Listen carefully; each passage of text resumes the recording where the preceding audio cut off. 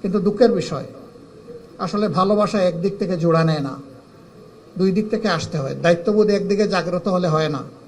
সরকারের দুইটা অঙ্গ, একটা সরকারি দল আর একটা বিরোধী দল, এছাড়া একটা দেশ চলে না। উইদাউট অপোজিশন ডেমোক্রেসি জিরো, এটার কোনো ভ্যালু নাই, জিরো ভ্যালু ক্যারি করে। বিরোধী দল হিসাবে আমাদের যেটুকু পাওনা সংসদের ভিতরে, আপনারা সচেতন সাংবাদিক সমাজ লক্ষ্য করছেন, আমরা বহুলাংশে সেটা থেকে বঞ্চিত হচ্ছি। শুধু সংসদের ভিতরে কেন, বাইরেও যে বৈষম্যের বিরুদ্ধে আমাদের যুব সমাজ এবং তাদের ডাকে সাড়া দিয়ে গোটা দেশবাসী একটা দানবীয় সরকারের বিরুদ্ধে ঝাঁপিয়ে পড়ল, সেই বৈষম্যটা আরও পাকাপোক্ত হচ্ছে বলে এখন আমাদের কাছে মনে হয়। 300 আসনের সাজানোই দেশ, যেখান থেকে সরকারি দলের সদস্যরা তারা নির্বাচিত হয়ে এসেছেন, সেখানে এ পর্যন্ত ফান্ডের এলোকেশন যা দেওয়া হয়েছে তার ধারে কাছেও বিরোধী দলীয় সদস্যকে দেওয়া হয়নি। ট্রেজারিটা তো কোনো দলের না। এবং তারা বলেছিলেন তারা যদি সরকার গঠন করেন বৈষম্য করবেন না, সুষম উন্নয়নে হাত দেবেন। ইতিমধ্যে আপনারা দেখেছেন উত্তরাঞ্চলে গিয়ে তাদের একজন বিশিষ্ট দায়িত্বশীল নেতা বলেছেন, ভোট দেবেন জামাতে ইসলামীকে আর উন্নয়ন চাইবেন আমাদের কাছে। এটা কিভাবে হয়? উন্নয়ন তো চেয়ে নেওয়ার বিষয় নয়, উন্নয়ন নাগরিকদের অধিকার। একটা দেশের ভিতরে যখনই বৈষম্য সৃষ্টি হয়, অঞ্চলে জায়গায় বিভেদ সৃষ্টি হয়, তখন সামাজিক অসন্তোষ দেখা দেয়।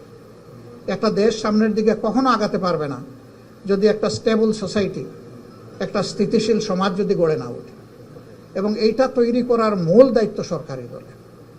আরও দুঃখের সাথে বলতে বাধ্য হচ্ছি, সংসদে 50 জন নারী সদস্য নির্বাচিত হয়েছেন সংরক্ষিত আসন থেকে। একই আচরণ করা হচ্ছে তাদের সাথেও।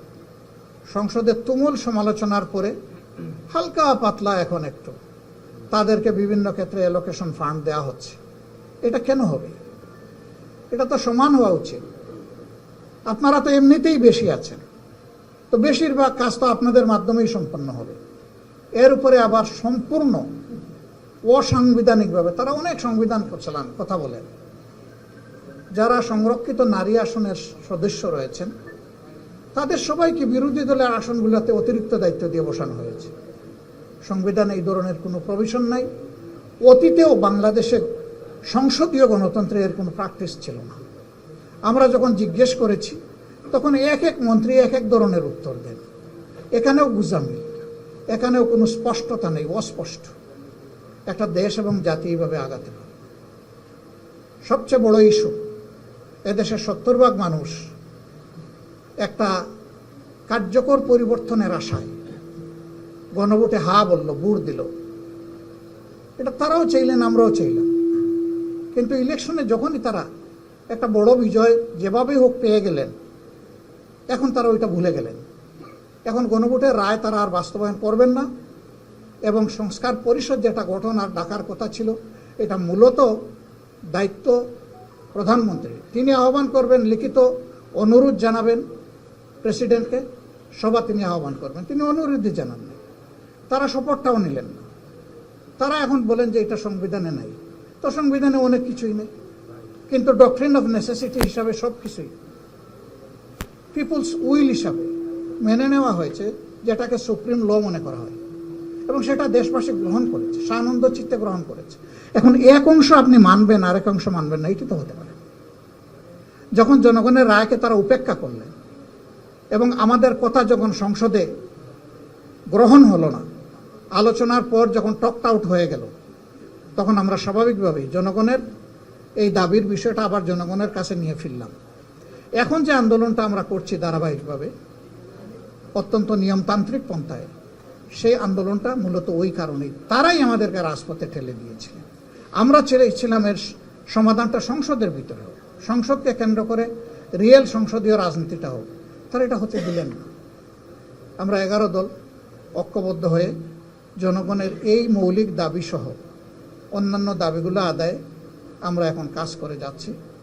সাংবাদিক সমাজ, দেশের আয়না, বন্ধু সমাজ, 4th পিলার, চারদিক থেকে দেখা চক্ষু আপনাদের, আপনারা সমাজের অসঙ্গতি, অন্যায় এবং অধিকার হরণকে যতটা তুলে ধরবেন, একটা সমাজ ততটাই সুস্থ গণতান্ত্রিক সংস্কৃতির বিকাশের দিকে আগাতে পারবে। আপনারা আমাদের সাথে আছেন, থাকবেন। এখানে সবাই মিলেই বাংলাদেশ, আমরা আপনাদেরকে বাদ দিয়ে নয়, বরঞ্চ আপনারা যদি আমাদের বক্তব্যগুলো জনগণের কাছে, বিশ্ববাসীর কাছে অব্যাহতভাবে পৌঁছাতে থাকেন, তাহলে কেউ অন্যায় করে পার পাবে না। তবে আমরা কথা দিচ্ছি, বাংলাদেশে নতুন আর একটা ফেসিবাদ আমরা কায়েম হতে দেব না ইনশাআল্লাহ। এই ক্ষেত্রে আমাদের অবস্থান একেবারেই স্পষ্ট।